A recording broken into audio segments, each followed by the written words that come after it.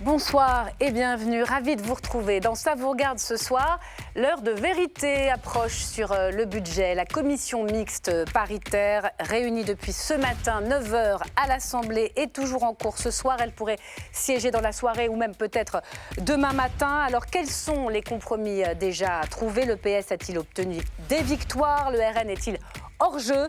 Et pour les Français, qu'est-ce que ce budget va changer s'il n'est pas censuré? Grand décryptage dans un instant avec mes invités. Le sédentaire est un nomade converti et le nomade un sédentaire en devenir. Notre invité franc-parler ce soir signe un essai passionnant sur les migrations, la conquête de l'Ouest chez Fayard. Alain Bauer est avec nous dans la deuxième partie. Enfin, la question qui fâche ce soir, l'AfD, le parti néo-nazi allemand, est-il devenu incontournable? À moins d'un mois des élections en Allemagne, l'adoption d'une motion avec les voix de l'extrême droite marque une rupture historique. Tir croisé à la fin de cette émission. Voilà pour le sommaire. Installez-vous, ça vous regarde. Ça commence tout de suite.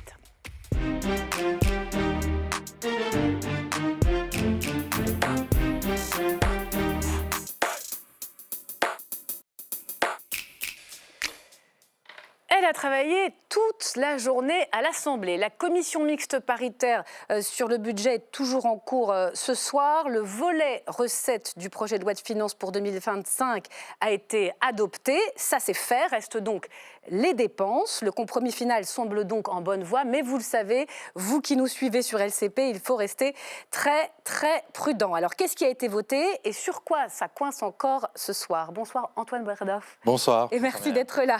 Journaliste politique à l'opinion, chargé du suivi des gauches. Vous n'avez pas raté une miette de ce feuilleton des discussions entre le PS et le gouvernement, tout comme vous, Stéphanie Despierres. Bonsoir. Bonsoir. Ma consoeur d'LCP qui suit jour après jour ces discussions budgétaires. Bonsoir Benjamin Morel. Bonsoir. Bienvenue, maître de conférence en droit public à l'université Panthéon-Assas. Enfin, bonsoir Fanny. Bonsoir. Fanny Guinochet, journaliste économique à La Tribune et à France Info. Le patronat regarde ce qu'il se passe ce soir sur cette CMP et d'ailleurs l'ensemble du monde économique. On va en parler. Avant de vous entendre, merci à tous les quatre d'être là. Le point précis sur les articles adoptés et l'atmosphère au sein de cette CMP avec Thibaut Enoch dans son récap tout de suite.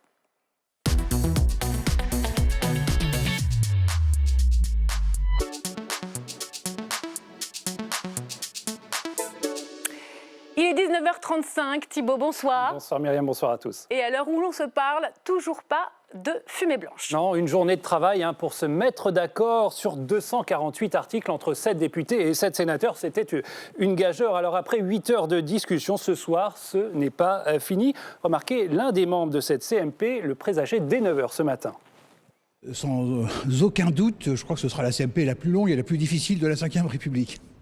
La plus difficile, oui, quand on pense qu'il s'agit d'aboutir sur un texte rédigé par un premier gouvernement, puis repris et modifié par un second, et entre-temps amendé par les deux chambres dans des termes diamétralement opposés, dans une version très à gauche rejetée par l'Assemblée nationale en novembre dernier, très à droite adoptée par le Sénat il y a une semaine. Difficile donc, mais pas impossible, puisque la CMP a un avantage pour le gouvernement. Il y possède une majorité de soutien, 8 parlementaires sur 14. Seulement, obtenir une majorité en CMP pour ensuite perdre le vote en séance à l'Assemblée n'aurait qu'un intérêt très relatif, d'où les discussions avec les socialistes ces dernières semaines pour trouver un compromis. Alors sur le fond, qu'est-ce qui a été adopté ? Alors, 2 mesures fiscales ont longuement alimenté les débats. Aujourd'hui, avant d'être adoptée, la fameuse contribution exceptionnelle des grandes entreprises, chère à Bernard Arnault, et puis la contribution sur les plus hauts revenus. Les discussions ont porté sur leur durée.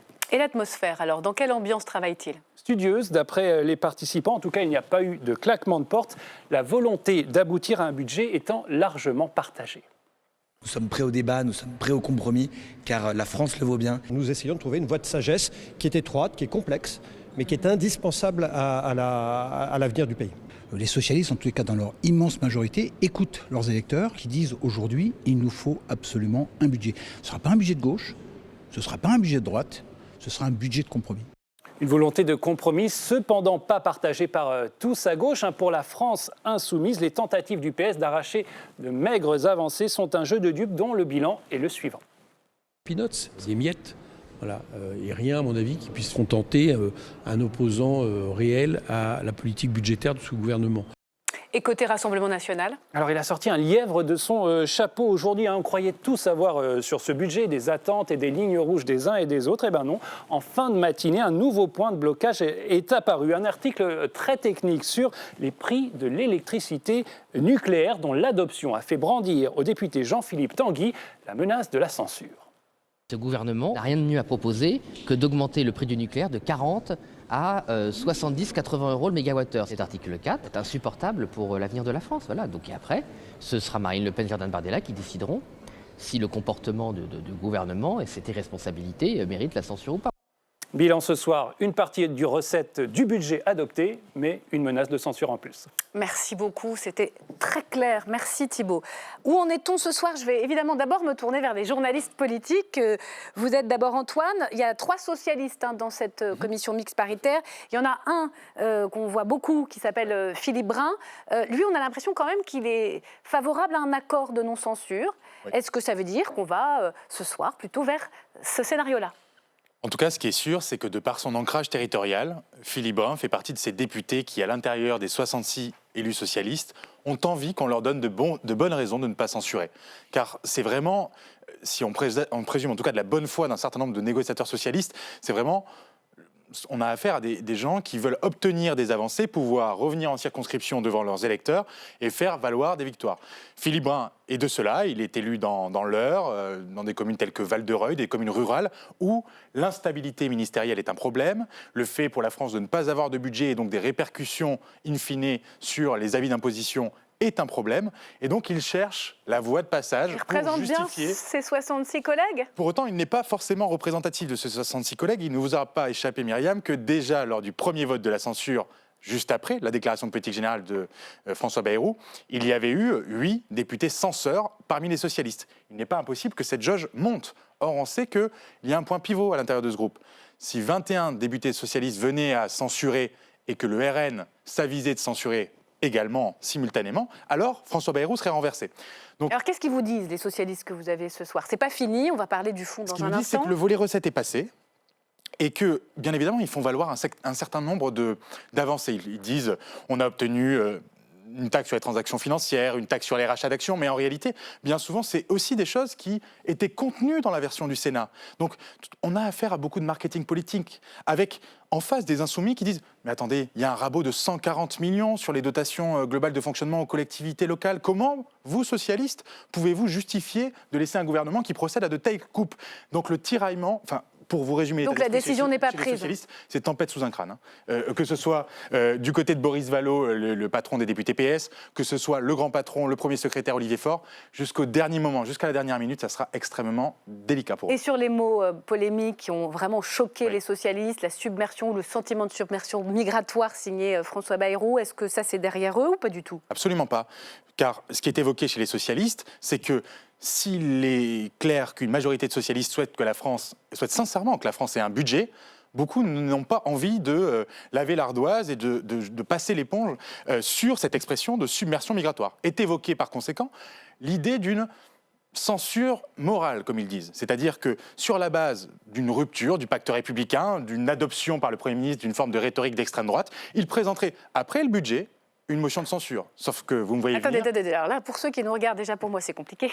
Mais donc, en gros, pas de censure sur le budget. Pas de censure sur le budget est adopté, simplement. Et après, on censure parce que finalement, sur les valeurs, ça ne nous convient pas. Simplement, mais c'est une censure qui ne coûte pas grand-chose. Parce que là où vous m'aurez vu venir, c'est que si spontanément, avec 58 signatures, les socialistes peuvent déposer effectivement une motion de censure, il n'y a absolument aucune chance, vous en conviendrez avec moi, que le RN vote. Il tient la corde, ce scénario-là, ou c'est juste une option ? Parmi les élus locaux du Parti socialiste, les grands-mères, je peux vous dire que ça tourne. Stéphanie Despierres, vous aussi, vous avez passé des coups de fil. Déjà, racontez-nous, parce que tout à l'heure, on va être avec des députés. Donc, ils peuvent sortir, ils viennent vous voir, le gouvernement, vous pouvez l'appeler, comment ça se déroule ? Alors, parce qu'à huis clos, normalement, c'est conclave. À huis clos, mais en fait, on a quand même beaucoup de députés qui sont venus nous voir avant, qui viennent parfois pendant, alors pas en s'exprimant totalement devant les caméras, quoique parfois si, et puis à la pause déjeuner, vous l'avez vu, on a eu des députés qui sont venus nous expliquer comment ça se passait, et puis il y en a quelques-uns qui donnent des informations aux journalistes, puis il y en a a carrément qui tweetent en direct ce qui se passe. On a vu des députés insoumis qui expliquent, et notamment pour pilonner le Parti socialiste en disant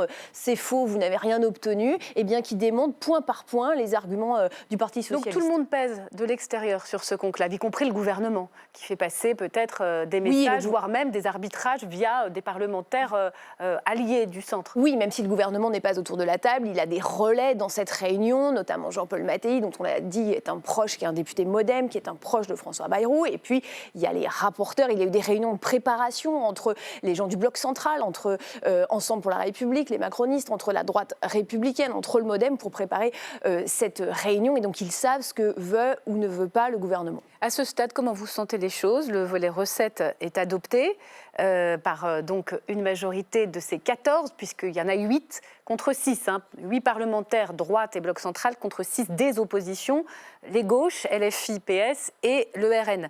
Est-ce que ça va passer ? Est-ce qu'on va vers une CMP conclusive? Qu'est-ce qu'ils vous disent? A priori, ça va vers une CMP conclusive, parce qu'on l'a dit, le bloc central a 8 voix contre 6. En revanche, l'enjeu, et là, pour l'instant, on n'en sait rien, c'est ce que le PS arrive encore un peu à arracher. On l'a dit, sur les recettes, ils mettent en avant des victoires, mais ce n'est pas franchement clair. Sur les recettes, les victoires, c'est principalement les taxes, quoi. Les deux grandes taxes, grandes entreprises et hauts revenus. Non, plutôt, c'est une victoire en demi-teinte, parce qu'il y en a une, mais eux, ils auraient souhaité qu'elle soit sur 2 ans, ces contributions exceptionnelles. Et en fait, elles ont été ramenées à 1 an, que ce soit pour les hauts revenus ou pour les grandes entreprises. Le PS revendique des victoires sur la taxe sur les rachats d'actions, la taxation des transactions financières, et puis sur les billets d'avion. Mais on va voir sur les dépenses, parce que là, le PS a fait un peu monter la pression ces derniers jours en disant il ne faut pas couper les crédits de l'écologie, pas couper les crédits de la recherche. Et là, il y a quelques points d'achoppement, et c'est ça qu'on attend de voir. Benjamin Morel, elle est historique ou pas, cette commission mixte paritaire? La France n'a pas de budget depuis 5 mois. Il y a un pays qui attend quand même de la stabilité. On va parler des entreprises, des milieux économiques dans un instant. Est-ce que c'est véritablement historique ce qui se joue ce soir et demain? Alors oui, c'est véritablement historique. Ce n'est pas la première fois sous la Ve République qu'on n'a pas de budget. Ça arrivé 2 fois. La première fois parce qu'on avait eu la dissolution de 62, et la deuxième fois parce que le Conseil avait censuré en 79, mais derrière, il y avait des majorités.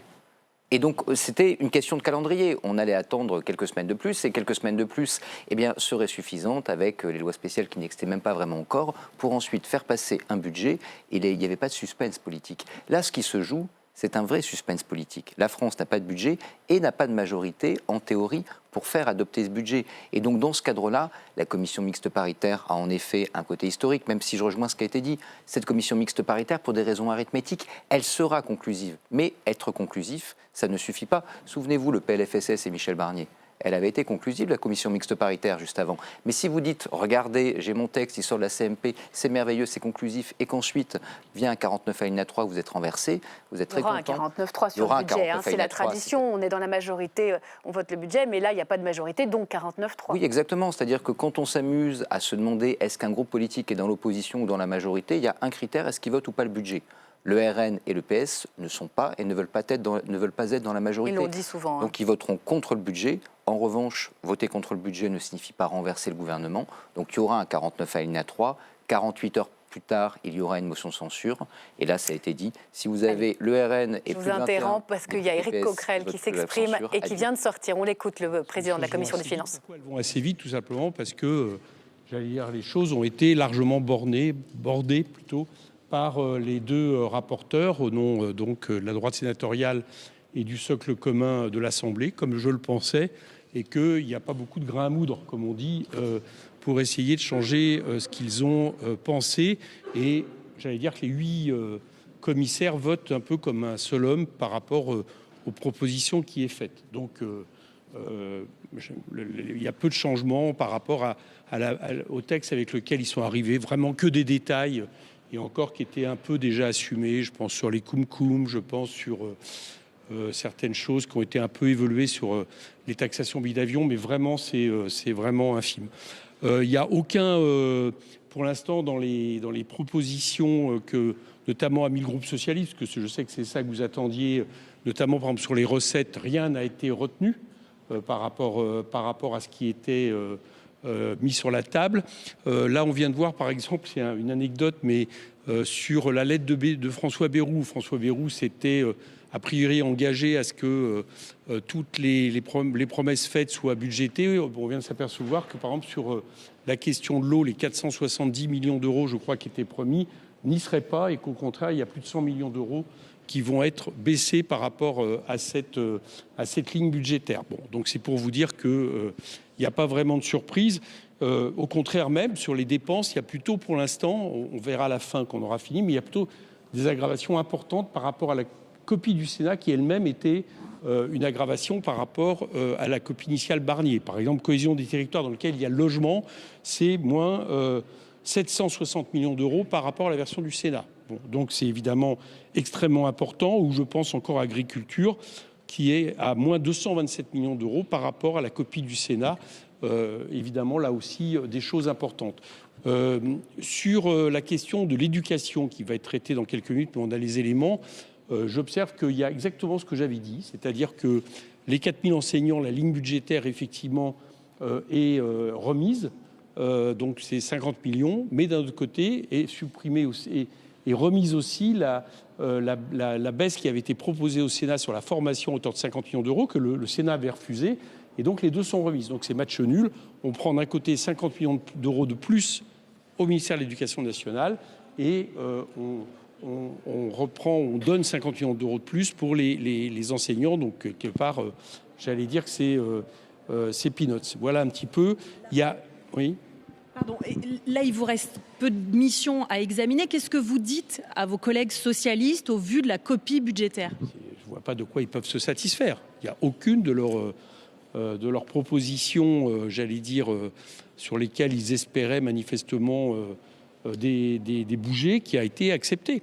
Et quant à les propositions qui étaient faites par la lettre de François Bayrou, je l'avais dit, il y a en gros 3 propositions réellement nouvelles: les jours de carence, les 4000 postes d'enseignants, c'est juste 430 millions d'euros. Et par contre, les 7 milliards de baisse de dépenses supplémentaires de la version Sénat, donc de la version Bayrou, elles sont bien maintenues. Et je viens de le dire, elles vont même être aggravées, vraisemblablement.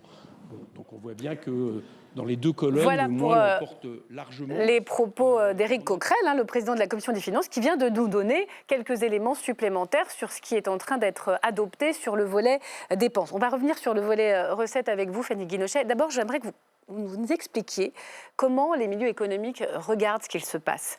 Parce que c'est véritablement l'avenir, incertitude ou pas, fiscalité ou pas, dans quel état d'esprit sont-ils? Et est-ce qu'eux-mêmes, d'une certaine façon, essayent de faire pression sur cette soirée? Alors, avec beaucoup d'agacement.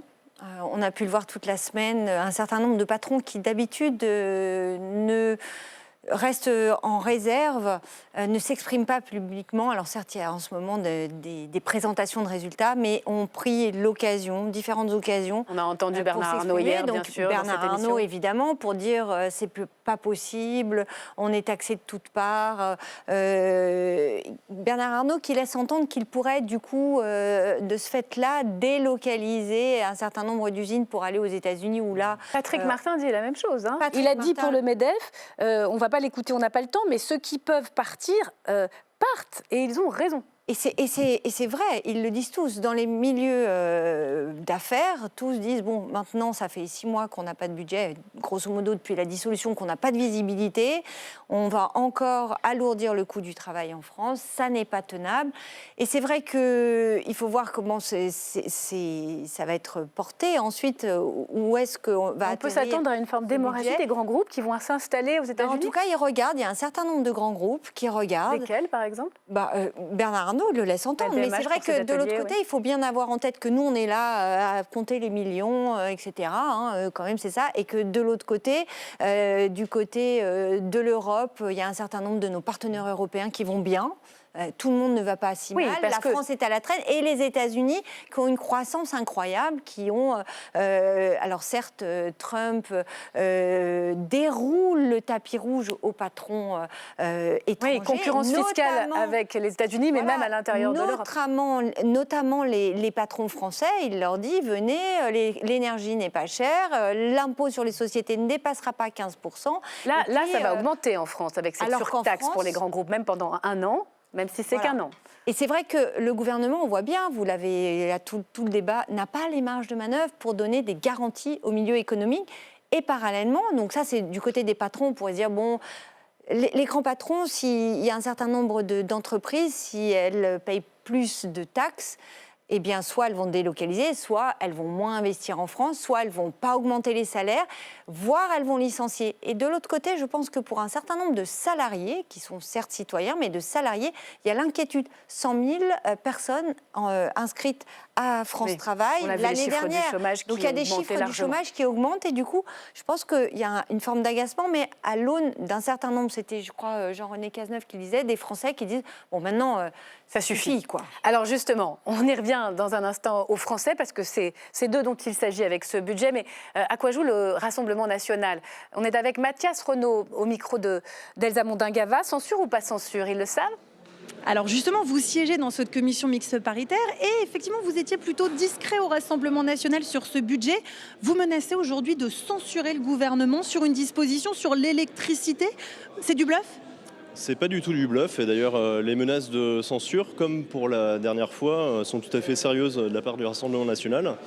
Donc qu'on comprenne bien, cet article 4 qui fait l'objet d'un litige fixe à partir de 2026 le système de tarification de l'électricité en France pour au moins les 10 prochaines années. Donc ça a des conséquences absolument énormes à la fois sur les ménages et sur les entreprises. Donc nous, on considère que c'est une disposition qui n'a rien à faire dans le projet de loi de finances. D'ailleurs, on l'avait dit en première lecture, on n'était pas le seul à le penser, et on pense que cette disposition doit être sortie pour faire l'objet d'un véhicule législatif hors budget et doit être discutée dans un grand texte sur l'énergie. Et si elle est maintenue, vous censurez, c'est décidé? Écoutez, la décision finale reviendra évidemment à Marine Le Pen, Jordan Bardella et au groupe. Mais pour l'instant, on va dire qu'on est plutôt sur un carton jaune. Voilà, donc là, on est sur un texte CMP. Je note que par ailleurs, sortir cet article 4, ça n'aurait aucune conséquence budgétaire pour l'année 2025, donc ce qui facilite un peu l'équation budgétaire pour le gouvernement. Mais enfin, pour l'instant, on en est là. Un dernier mot, Mathias Renaud. Qu'est-ce qu'on vous dit dans vos circonscriptions? On vous dit censurez, faites une deuxième censure, faites tomber une deuxième fois le gouvernement? Ou on vous dit attention, il faut quand même un budget parce qu'on voit que dans certains secteurs économiques, ça coince de ne pas en avoir? Bon, écoutez, globalement, il y a quand même une confiance envers le gouvernement Bayrou qui est très faible. Donc après, c'est vrai qu'il y a certains secteurs économiques qui attendent une certaine visibilité, ça c'est vrai, mais on va dire que la catastrophe qui avait été annoncée au 1er janvier n'a pas eu lieu. Bon, il faudra à un moment donné un budget pour le pays et je pense qu'on peut de manière raisonnable trouver éventuellement un point d'accord. Ou alors s'il n'y a pas, là on n'hésitera pas à censurer le cas échéant.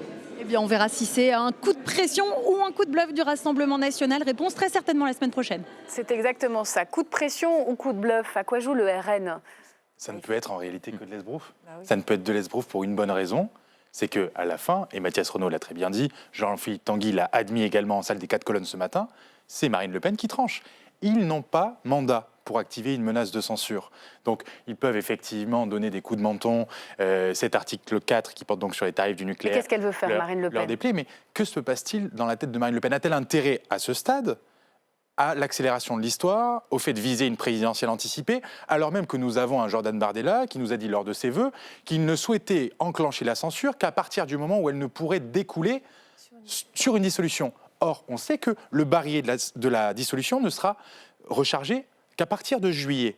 Donc il est fort probable que ça soit du bluff. Simplement, ce qui est intéressant, c'est qu'en cascade, ce petit moment de flottement où vous avez la menace du RN qui est réactivée, vous avez une panique morale chez les socialistes à l'idée de se dire « Non mais attendez, on va laisser le bâton de l'opposition au RN et à LFI, et on va se solidariser durablement avec ce gouvernement ». C'est ça qui est intéressant. Qui apparaîtra comme le sauveur de ce gouvernement? Benjamin Morel, Fanny Guinochet. Oui, non, je suis absolument d'accord. En fait, il faut comprendre pourquoi Marine Le Pen censure en décembre. Elle censure en décembre parce qu'il y a une pression de sa base électorale. Cette pression aujourd'hui, là, n'existe plus vraiment. Et au contraire, sa base électorale et l'électorat qu'elle vise pourrait lui reprocher de se mettre en position de censure. Donc elle n'y a pas intérêt. Mais si elle devait dire maintenant, je ne censurerai pas, ça veut dire que potentiellement, elle donne le sentiment qu'elle n'a pas vraiment le doigt sur le bouton, qu'elle n'a pas vraiment la capacité d'agir. Là, elle s'ouvre une possibilité stratégique. Soit il y a vraiment un deal avec les socialistes, auquel cas elle pourra avoir intérêt à censurer, sachant que de toute façon, ça ne ferait pas tomber le gouvernement, en disant, regardez, c'est l'UMPS, et je suis la seule opposition. Soit les socialistes n'arrivent pas à se mettre d'accord, il y en a plus de 21 qui votent la censure, auquel cas Marine Le Pen peut dire, écoutez, si encore François Bayrou demain, s'il y a un budget, s'il y a la stabilité, c'est grâce à qui? C'est grâce à moi. Vous voyez bien que je suis responsable. Donc en prenant son temps, elle va décider la toute dernière minute, c'est ça? Comme d'habitude. Et c'est profondément plutôt malin. Donc elle peut créer une surprise. Elle va attendre que ça décante. Elle va attendre jusqu'au bout. Et on peut comprendre que ce matin, Jean-Philippe Tanguy du Rassemblement national, autour de la table de la commission mixte paritaire, ils n'avaient pas beaucoup la main, le RN. Ça se passait au sein du socle du bloc central avec la gauche. Donc c'était aussi une manière, ce matin, de mettre un petit coup de pression.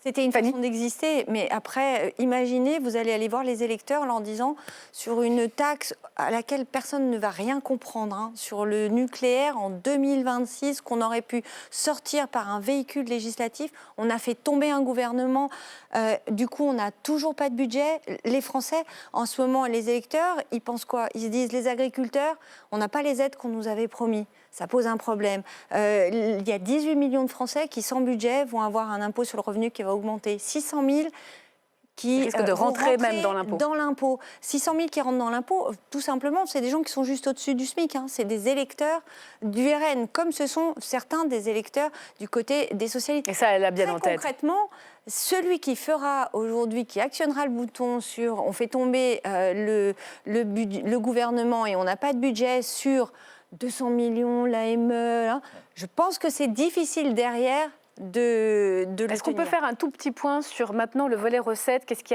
attend les Français dans l'hypothèse où ce budget n'est pas censuré? Pas d'augmentation d'impôts pour les plus modestes, les classes populaires, ça c'est une certitude. Pas d'augmentation d'impôts sur le revenu, parce qu'il y aura des prélèvements. Il ne faut pas rêver, la taxe sur les billets d'avion, même si vous prenez de temps en temps l'avion et que ce n'est pas le lot de tous les Français tout le temps, mine de rien, elle va s'appliquer. Quand vous avez des coups de rabot sur un certain nombre de dispositions dans la santé ou dans la recherche, ça a des conséquences dans les collectivités, etc. Donc de toute façon, c'est un budget qui est un budget où on essaye, normalement il y a 50, ce qui est annoncé, c'est 50 milliards d'euros d'économies à faire, 30 milliards du côté des dépenses, et 20 milliards sur les recettes. Alors on va passer aux dépenses, parce qu'il y a des sujets hyper attendus dans la soirée ou demain matin, notamment la question de l'immigration, l'aide médicale d'État. Là, on est sur une condition non négociable. Si les crédits ne sont pas maintenus, le PS censure ? Là, on est vraiment sur une mesure qui, en dépit de toutes les considérations techniques que nous venons de brasser, l'aide médicale d'État, c'est une mesure symbolique qui peut parler à... Oui, non, je vous écoute, mais je crois qu'il y a un point presse en direct qui s'organise. On va me donner les voilà. Allez, Philippe Brun, Boris Vallaud, Patrick Kanner, on va les écouter en direct.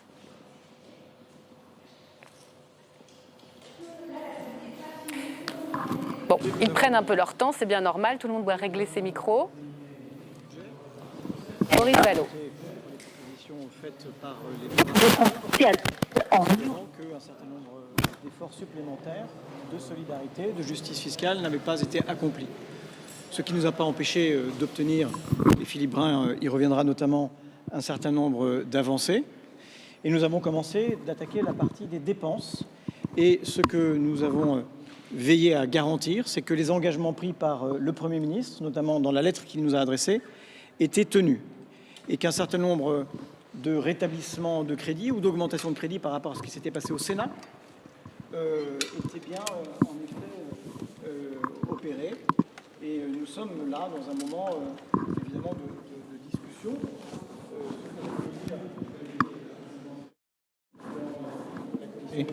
Dans la commission mixte paritaire, ce budget n'est pas le nôtre. Ce gouvernement n'est pas le nôtre. Les choix qu'il fait ne sont pas ceux que nous aurions faits si nous avions eu la responsabilité de construire ce budget. Mais nous nous sommes, depuis maintenant de longs mois, fixés pour objectif d'épargner au maximum les efforts d'économie aux Françaises et aux Français qui n'ont que leur force de travail pour vivre, aux classes moyennes, aux malades, aux retraités. Et c'est la vigilance que nous continuons d'avoir en disant à la fois au bloc central et au gouvernement que la seule chose qui nous guide, c'est l'intérêt du pays et que nous aimerions de temps en temps que ce soit le cas aussi chez eux. Mais est-ce qu'aujourd'hui, cette copie, elle vous pousse à ne pas censurer le gouvernement ou ça penche plutôt du côté de la censure? Ça, vous savez, nous verrons. Vous savez que le texte, à l'issue de la CMP, retournera dans l'hémicycle à l'Assemblée nationale avec un gouvernement qui a le pouvoir d'amendement. Et nous lui dirons à nouveau ce qui nous paraît manquer dans ce budget et les efforts supplémentaires qu'il y aura à accomplir. Et ce n'est pas évidemment ni devant vous, ni entre deux portes ou dans les couloirs que nous nous déciderons. Et je le dis, nous sommes depuis le départ guidés par un seul intérêt, l'intérêt du pays, l'intérêt des Françaises et des Français. Et nous sommes des parlementaires qui voulons être utiles aujourd'hui et pas demain, dans 30 mois ou à l'occasion d'une hypothétique élection anticipée. Voilà pour le président du groupe socialiste à l'Assemblée, Boris Vallaud. Bon, il joue le suspense. Et nous ne dirons pas ce soir s'il censure ou pas. L'expression consacrée chez les socialistes, l'expression qui nous vient du bon sens paysan, c'est à la fin de la foire qu'on compte les bouses. Et il se trouve aussi que, comme les socialistes sont dans un exercice d'équilibriste, de funambule, on verra si à un moment donné ils s'écrasent ou pas.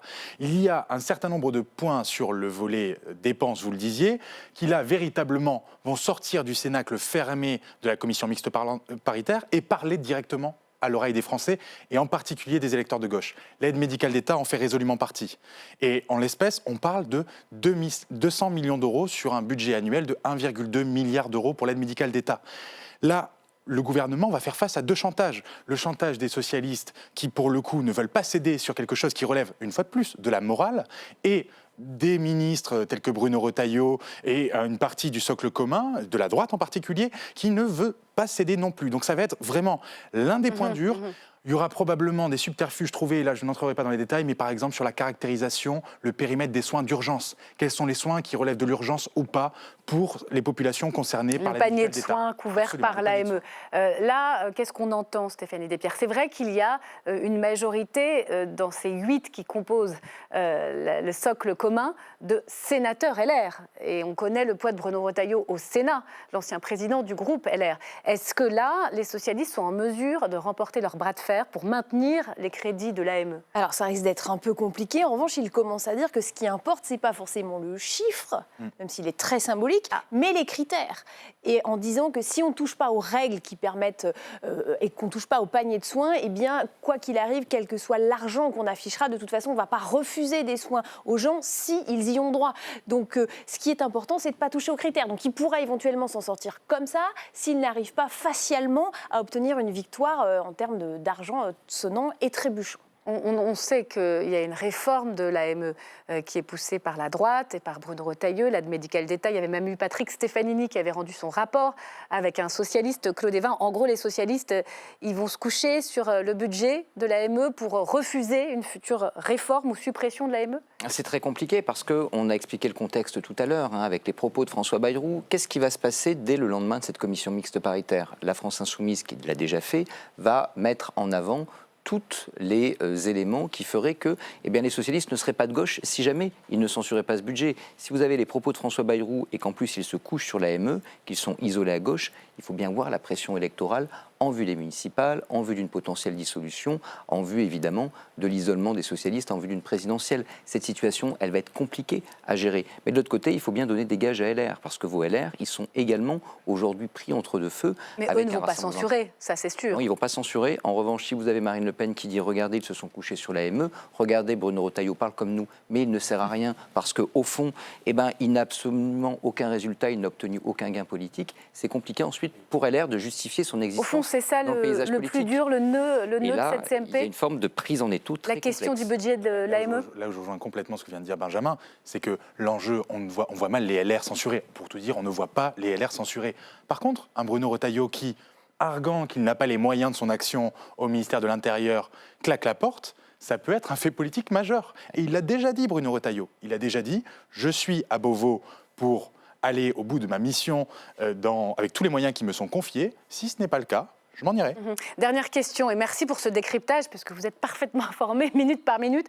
Il y a une amicale de la censure, ce groupe WhatsApp que vous avez sorti dans votre journal, en expansion, mais sincèrement, ils flippent les socialistes des représailles aux législatives si elles arrivent, des insoumis? C'est évident parce que imaginez un instant, j'évoquais précédemment les menaces de Jordan Bardella, qui disait que le RN activerait la menace qu'en cas de possibilité de dissolution.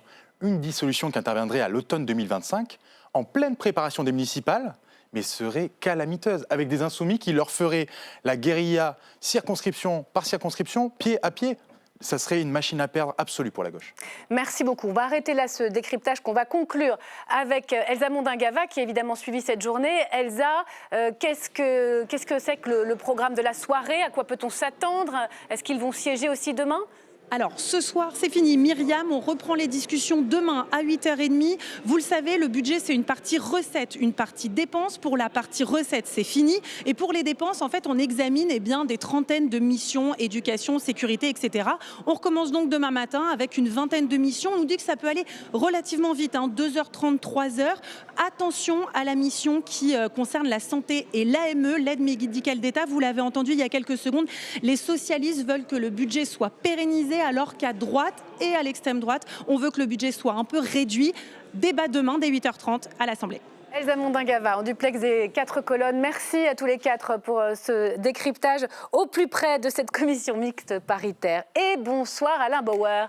Merci d'être mon grand témoin. Dans un instant, invité franc-parler pour évoquer la conquête de l'Ouest chez Fayard, la vérité sur l'immigration. C'est le 3e volet de votre série. C'est une histoire sur plusieurs continents, de la Genèse à nos jours. Et c'est aussi un plaidoyer pour l'intégration, la vraie, celle que nous avons abandonnée. L'invitation de Maïté Frémont, interview juste après.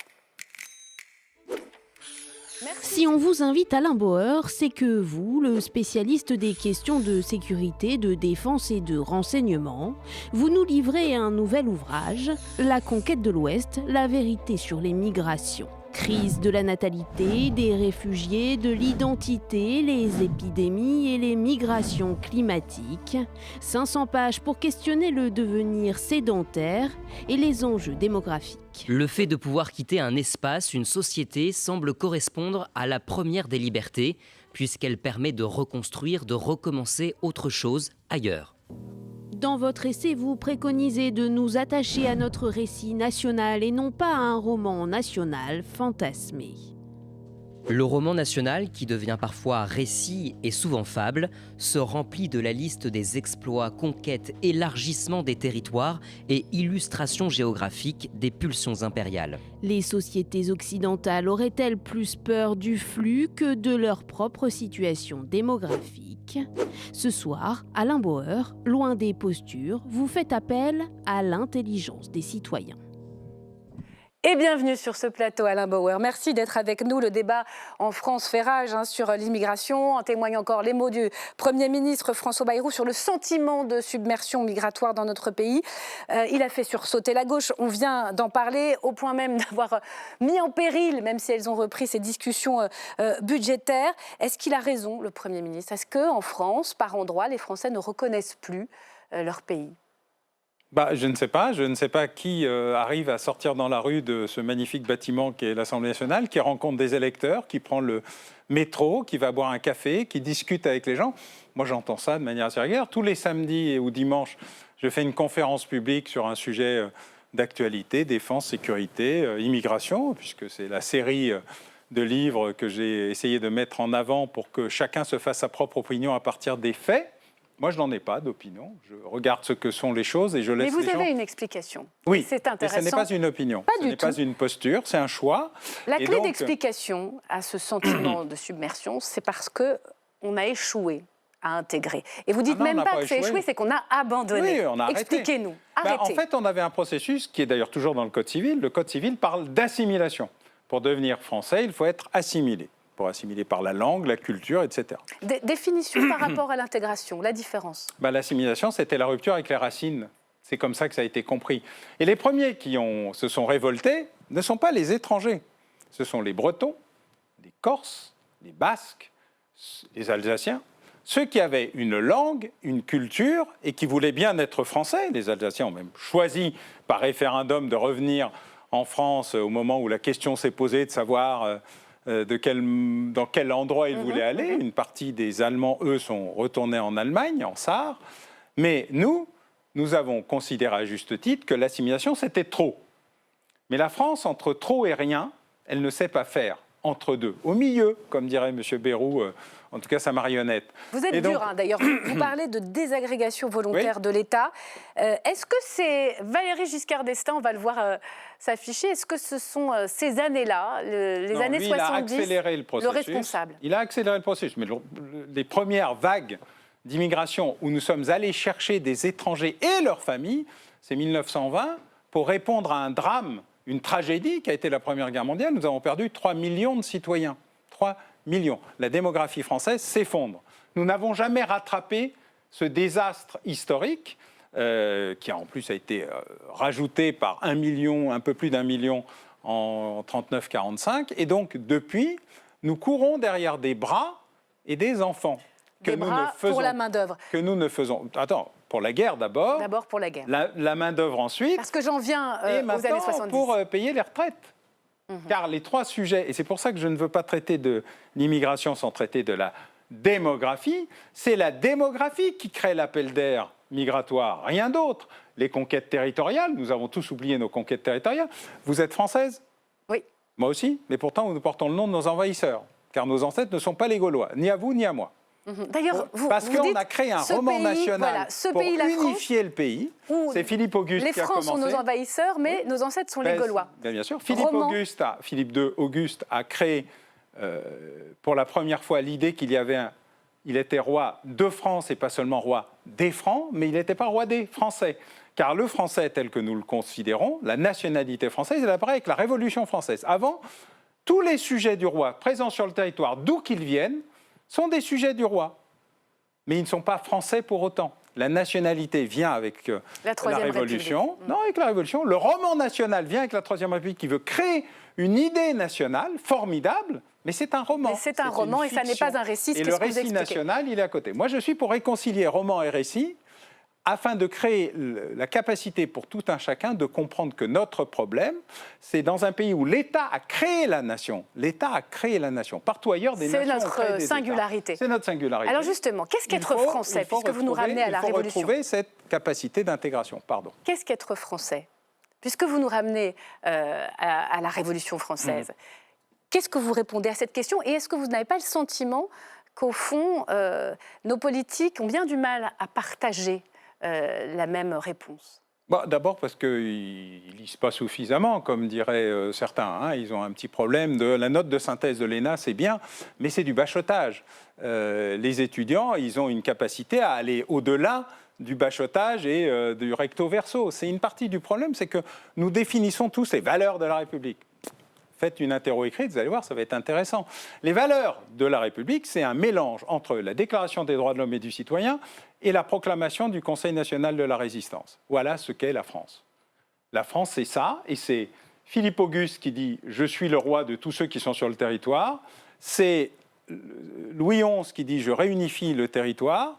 C'est évidemment Napoléon Bonaparte qui lui donne une dimension qu'il n'a jamais connue. C'est Charles de Gaulle qui imprime l'esprit de la résistance et qui donne à tous les Français, et heureusement aux tirailleurs sénégalais et à quelques autres dont on bafoue les sépultures, la capacité pour ce pays de retrouver son indépendance. Donc ce sont des valeurs et une histoire. Mais elles sont Quand écrites. on a vu Valéry Giscard d'Estaing tout à l'heure, je voulais vous C'était faire 74. enjamber un peu plus dans le temps, mais vous avez bien fait de me rappeler au creuset du roman national.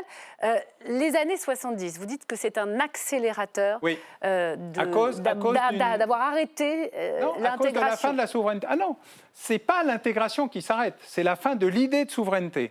Car Valéry Giscard d'Estaing et toute la classe politique mondiale de l'époque décident que le moment est venu de l'intégration et de la globalisation heureuse. Et la globalisation heureuse va nous tenir jusqu'à 1999. Pendant 50 pas 50 ans, on va dire ouverture des frontières, 25 ans, ouverture du nous travail. allons ouvrir les frontières, ouvrir au travail, décider de perdre notre souveraineté industrielle, perdre notre souveraineté sanitaire, perdre notre souveraineté militaire, perdre notre souveraineté sécuritaire, élargir nos frontières en les sous-traitant aux plus pauvres et aux moins agiles d'entre nous, c'est-à-dire les Grecs et les autres. Et donc, à un moment donné, nous avons cru que tout le monde allait s'aimer à cause de l'économie. Mais ce n'est pas vrai. Et la démonstration en a été faite au moment où il y a la crise de l'ex-Yougoslavie, au moment où l'OTAN, l'Alliance Atlantique, décide de mettre fin aux exactions serbes contre les populations musulmanes kosovares, à ce moment-là, il y a une rupture dans l'idée même que nous allons, par l'économie, régler les problèmes politiques. Vous dites, Maître, qu'à cette période, on a cru que les immigrés viendraient pour repartir. Oui, les CDD. Qu'il y avait cette immigration en CDD. Ben oui, mais comment on a pu faire cette forme d'erreur? Il faut être aveuglé. C'est comme quand on croit que la guerre ne va plus avoir lieu, que la Russie n'envahira pas l'Ukraine, que Donald Trump ne va pas être élu, que s'il est élu, il se transformera en démocrate alors qu'il est Donald Trump, qu'il fait du Donald Trump. Bref, nous nous illusionnons parce que nous n'acceptons pas le réel. C'est un biais cognitif que j'enseigne à l'école de guerre, donc c'est assez facile. Pourquoi pensez-vous qu'alors qu'on sait tout et qu'on voit tout et qu'on a les mêmes photos que les Américains, nous n'avons pas cru que les Russes envahiraient l'Ukraine? Parce qu'on ne voulait pas y croire. C'est tout. Alors vous citez Donald Trump et il y a ce mot de retour des empires. Il y a cette idée. Le grand réveil des empires. Alors expliquez-nous, parce que c'est vrai qu'on est encore choqués. On avait compris pour Poutine, on avait vu aussi les projets économiques à travers les routes de la soie de Xi Jinping, et maintenant Donald Trump qui part à l'assaut du Groenland. Xi Jinping, les routes de la soie et Taïwan. Et Taïwan, on n'oublie pas le territoire. Non, mais il a dit qu'il envahirait Taïwan. Important. Les dictateurs disent toujours ce qu'ils vont faire et font toujours ce qu'ils disent. Il n'y a que nous qui ne croyons pas qu'ils vont le faire. Et c'est valable pour toute une série. Non, Donald Trump... nous parlons de la Turquie. Eux, ils se pensent Empire ottoman. Nous avons oublié que l'Empire ottoman a existé. Nous parlons de l'Iran, mais eux, ils se pensent la Perse. Donc on revient aux invasions barbares d'avant, même avec Donald Trump? C'est ça l'idée? Le Groenland, Panama, le Canada? Le Groenland appartenait aux États-Unis. C'est les États-Unis qui, en 1867, l'ont découvert. Le Commodore Perry occupait les 2 tiers du Groenland en 1888. La Norvège et le Danemark n'occupaient qu'un tiers du Groenland. C'est une histoire ancienne. Et la souveraineté n'est pas celle d'aujourd'hui, celle d'hier. Donc c'est un concept qu'il ne comprend pas. Le Groenland est, par exemple, pas membre de l'Union européenne. Pourquoi l'Union européenne a-t-elle laissé le Groenland sortir de l'Union européenne après 1979 ? Il appartient au Danemark, le Groenland. Oui, mais il n'est pas dans l'Union européenne. Pourquoi ? Parce que nous n'avons pas regardé, que ça ne nous intéressait pas et qu'on s'en foutait comme de l'an 40. Nous sommes des ignares, des incultes et des idiots et des lâches. Globalement, tous. Et nous avons tous laissé faire parce que tout le monde allait s'aimer. Ce n'est pas vrai. Charles de Gaulle, utilisant un texte de quelqu'un d'autre, expliquait que les États n'avaient pas d'amis, ils n'avaient que des intérêts. Nous avons oublié. Quelqu'un a dit, il y a très longtemps, Vergès, que si vis pacem parabellum, si tu veux la paix, prépare la guerre. Nous avons préparé la paix. Nous avons donc la guerre. Donc le problème, il n'est pas que nous ne savons pas... Vous nous appelez à réarmer nos démocraties ? Bien sûr. Déjà d'un point de vue mental. Mental et défense. Et défenseur. D'ailleurs, il y a un débat sur le budget. Malheureusement, nous avons étripé notre armée, qui est aujourd'hui expéditionnaire et échantillonnaire, qui a un peu de tout, beaucoup de rien, et qui, au vu de toutes les études qui sont faites sur l'armée de terre, l'armée de l'air et les autres, moi je suis réserviste aérien, je suis terrorisé par l'état de notre armée de l'air et de sa capacité à résister. Nous venons de récupérer aujourd'hui, la semaine dernière, les Rafales commandées en 2009. Bon. On avance quand même en matière de budget. On met un peu plus de moyens. On se rattrape. Je voulais vous poser la question quand même pour vous ramener à la question migratoire, toujours aux États-Unis. Comment vous regardez ces expulsions massives qui sont à l'œuvre? On l'a vu en Colombie, on va voir. Elles ne sont pas massives. C'est du show business. En tout cas, c'est ce qu'il y a 13 millions d'immigrés clandestins aux États-Unis, dont 11 millions travaillent. Ils représentent 5% de la force réelle de l'économie américaine. La démographie américaine ne vit et ne survit, elle est aussi en mal en point que la nôtre. Nous avons atteint le taux de fécondité le plus bas depuis la guerre, 1,62.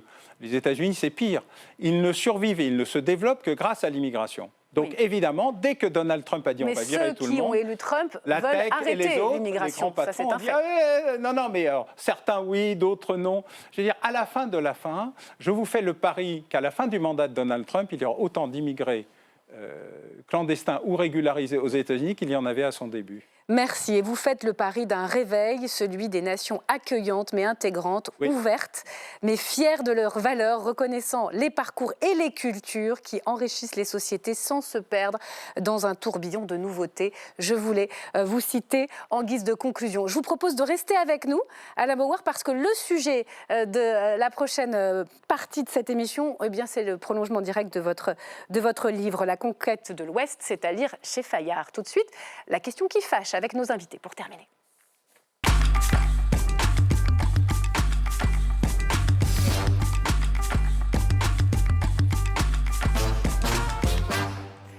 Tir croisé croisée ce soir qui nous emmène en Allemagne, où vous le savez, des élections très attendues vont se jouer dans un peu moins d'un mois.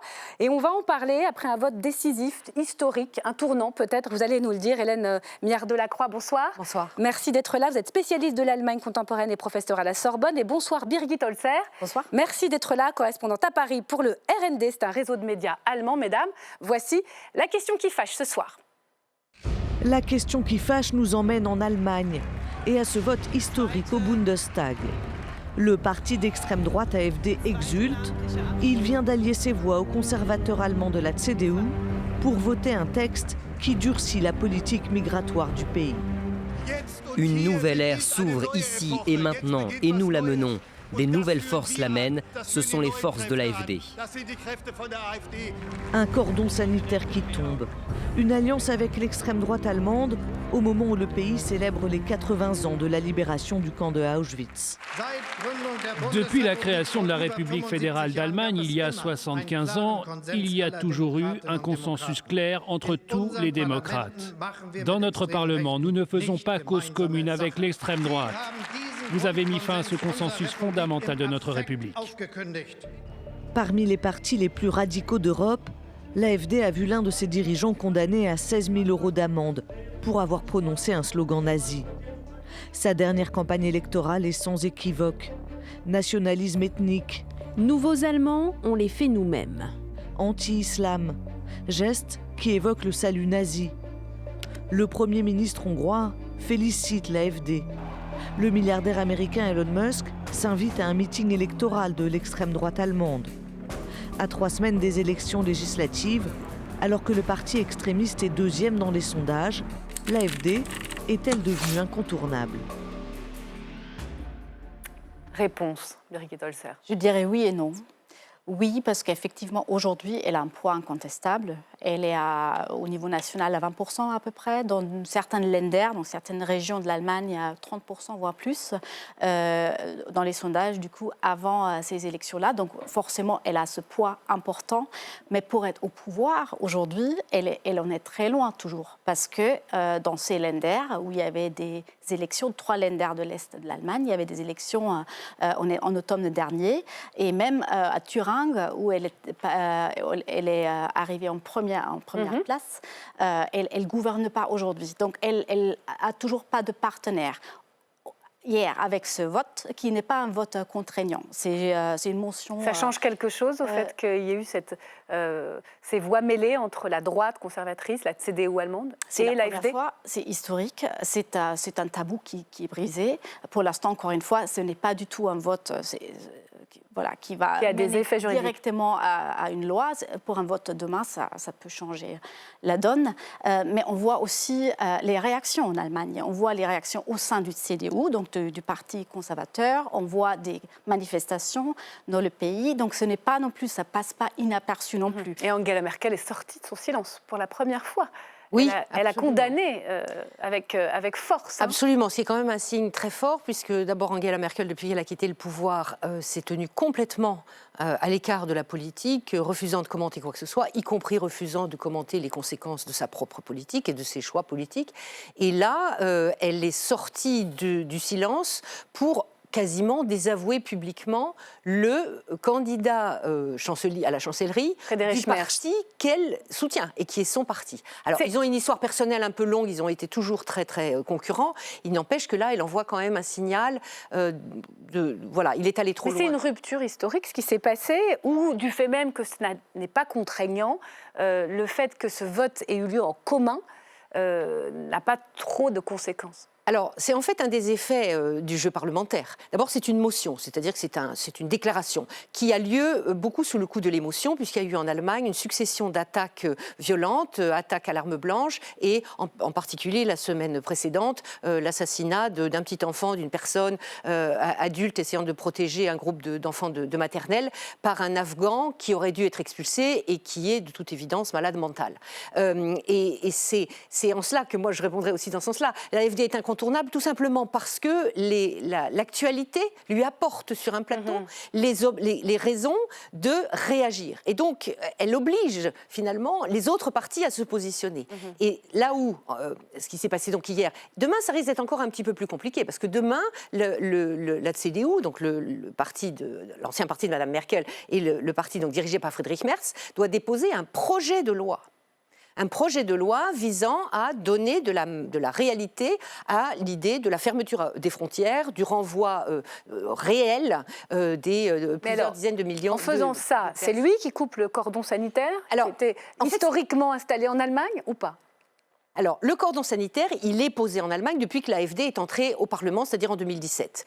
Il a été posé aussi dans les affirmations par Friedrich Merz, il y a à peine quelques semaines, lorsqu'il a dit « Nous ferons en sorte, bien que nous soyons l'opposition traditionnelle, de ne jamais mêler nos voix avec un autre parti qu'un parti démocratique. » Et là, il a dit « Moi, je fais une proposition qui est raisonnable, je ne suis pas responsable de ceux qui votent cette proposition. » Donc il ne dit pas qu'il a été chercher leur soutien, mais les faits font qu'il est en fait entre les mains de l'AfD qui lui donne la possibilité de réaliser cette demande. C'est la CDU qui offre un blanc-seing de respectabilité à l'AfD avec ce vote. En tout cas, Friedrich Merz, parce